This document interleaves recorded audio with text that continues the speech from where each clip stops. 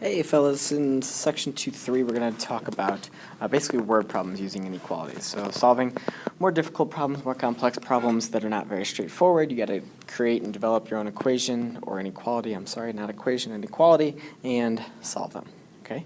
So we're going to solve these word problems. It's going to be really key to use these inequality phrases, okay? So take a look at this table. I think that if you take a moment, you can understand why each phrase is translated into a certain inequality. So at least or no less than mean greater than or equal to. At most or no greater than equals is equivalent to less than or equal to. And between is talking about being in between two numbers. This inclusive number, right, is telling you that you want to include our two bounds, right, the two things you're in between. If it doesn't say that, then it's not going to be less than or equal to. It's going to be just less than or greater than. Okay, so we'll jump into the examples. There's 5 of these. Okay, so we'll start with this one. There's a store charges $5.50 for calculators and a delivery charge. Okay, so the store is going to buy these calculators and get them shipped to them, and then they're going to sell them for $8 each, making a profit of, if you could do that math in your head, $2.50 per calculator. We want to know how many calculators must be ordered and sold to produce a profit of at least $80. Okay, so first you have to understand what profit looks like. So profit, a simple definition for profit, is just going to be the income, how much you make, minus the expenses. Okay, so that'll help us turn this into an inequality for us because we know the income and we know the expenses. Okay, our x is going to be, our variable is going to be the number of calculators ordered and sold. So we can use C for that to minus as calculators, or you could use S or X or whatever you want. Right, so the profit wants to be at least $80. Okay, so if we want it to be at least $80, then 80 has to be less than or equal to our income minus our expenses. So the income is 8C, or 8X, right? And our expenses are a couple things, right? So $5.50 per calculator, plus also a $25 delivery charge. Notice that I have parentheses around this, okay? Gotta have parentheses here because we have to distribute that negative and deduct both the 5.5C and the $25 from our profit, 8C. Okay, so we just do the quick math here. We'll distribute that negative. We've got 80 is less than or equal to, we can just distribute it right away and combine like terms. So we had 2.5C minus 25. So add that 25 over, we got 105. It's less than or equal to 2.5C. And then we'll finally divide the 2.5 into our 105, and we get 42. So we have to order and sell at least 42 calculators. So 42 and up, C is greater than or equal to 42, or 42 is less than or equal to C.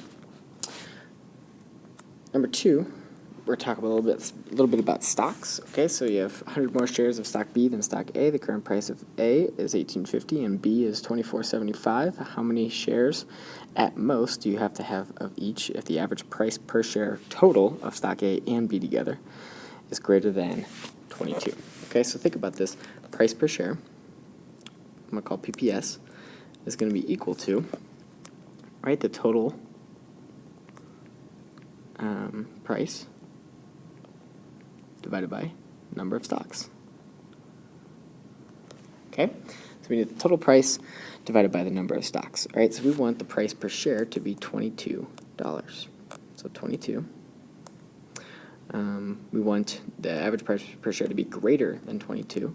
So 22 is less than the total price of our stocks. All right, so we'll just say stock A is our variable, so X equals number of stock A.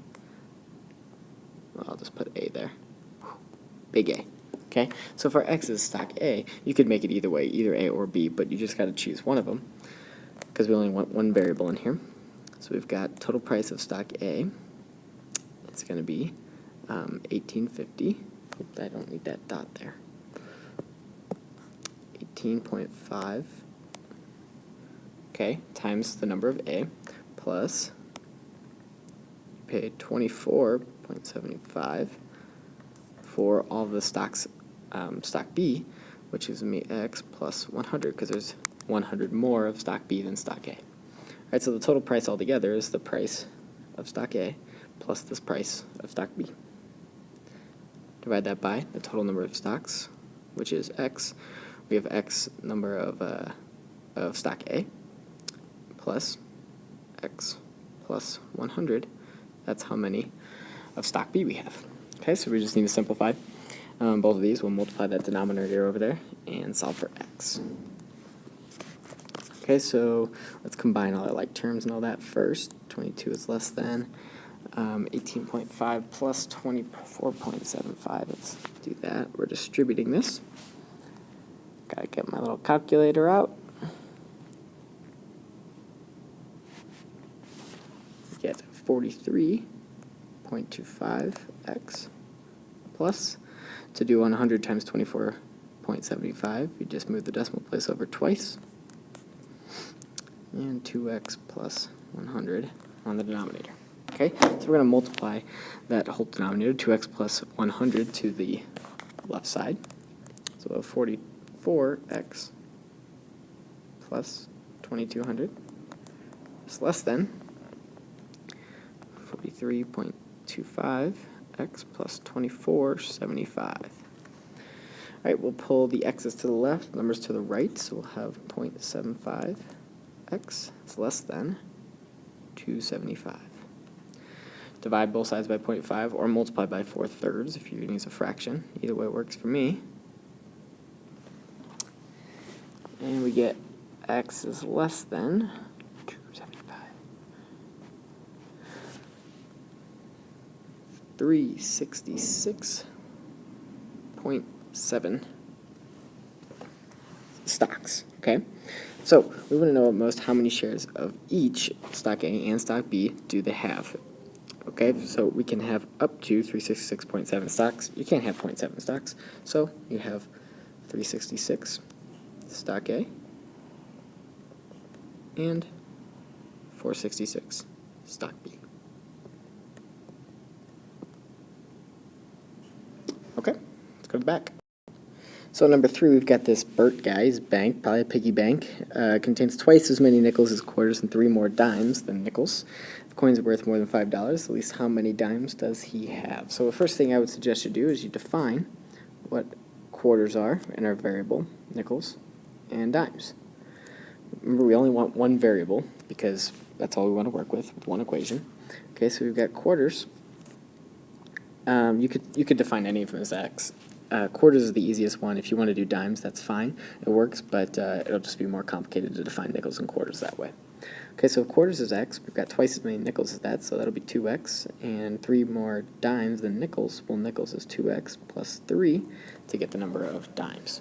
Okay, so we'll add all these up with their values, respective values. So the quarters is 0.25x, the nickels is 0.05 times 2x, and the dimes 0.1 times 2x plus 3. It's worth more than $5, so all greater than 5. We want to find out how many dimes he has. So let's combine our like terms. We got to remember to distribute this. All right, when we do that, we'll have 0.25x plus 0.1x when you combine these. Put us at 0.35, and then plus 0.2 gives us 0.55x plus 0.3 is greater than 5. Subtract that 0.3 over, well, 0.55x is greater than 4.7. Divide, and 4.7 divided by 0.55 gives us 8.5 approximately. Nope, need a greater than sign there. Okay, so x, remember, is quarters, so we have to have at least more than 8.5 quarters. Puts our quarters at 9. But we want to find out how many dimes we have. So if you have at least 9 quarters, that puts us at least 18 nickels, and therefore at least 21 dimes. And number 4, we're going to deal with perimeters a little bit. So the hexagon, which is with 6 sides, square with 4 sides, and a triangle with 3 sides all have equal side length. So we're going to define our variable there. S works for all of those. Okay, if the sum of the perimeters of the square, 4s, and the triangle, 3s, is no more than, remember no more than is going to put us at less than or equal to 18 centimeters less than twice the perimeter of the hexagon. So twice the perimeter of the hexagon is 2 times 6s minus 18. What's the minimum length of each side? So just to solve for s, so we've got 7s is less than or equal to 12s minus 18. To subtract the 12s over, and we got negative 5s. It's less than or equal to negative 18. Divide by, stupid bell, divide by negative 5, and we get s is greater than or equal to 18 over 5, which is the same as 3.6 centimeters. So it's got to be, the minimum length is 3.6 or 18/5 centimeters. And lastly, we're going to find all the sets of 5 consecutive even integers whose sum is between 225 and 250. So we know our base, our low end is 225, our high end is 250. We need to fit our 5 even integers on the inside there. So the basic, most basic variable that you use usually for an even integer is just 2x. Because if you multiply anything by 2, it doesn't matter if it's even or odd, it's always going to turn into an even number. Okay, so we got 2x plus, we need the next one after that, which will be 2x plus 2, plus 2x plus 4, plus 2x plus 6, plus 2x plus 8. All right, there's our 5 integers. Let's combine the like terms with those. So 225 is less than 2, 4, 6, 8, 10x. 2, 6, 12, 20 plus 20 is less than 250. Okay, we'll subtract our 20 everywhere. So 205 is less than 10x, which is less than 230. We'll divide our 10 everywhere and we'll get 20.5 is less than x, which is less than 23. Okay, so that tells us what x is, but it doesn't tell us what 2x is. Remember, 2x is our even integer. Okay, so our lowest one is 2x. So we need to multiply all these by 2. So we'll get 41 is less than 2x, which is less than 46. Okay, so our possibilities here for the sums are going to be, it's got to be in between, so not including. Notice that it's not including 41 or 46. So we can start at any even integer between there. So the first one's going to start at 42, 44, 46, oops, 48, and 50. And the other one that works is 44, 46, 48, 50, and 52. Okay, notice the odd ones obviously wouldn't work, and 46 also doesn't work because it is 2x is less than 46. It's not including 46 also. That's it for this section.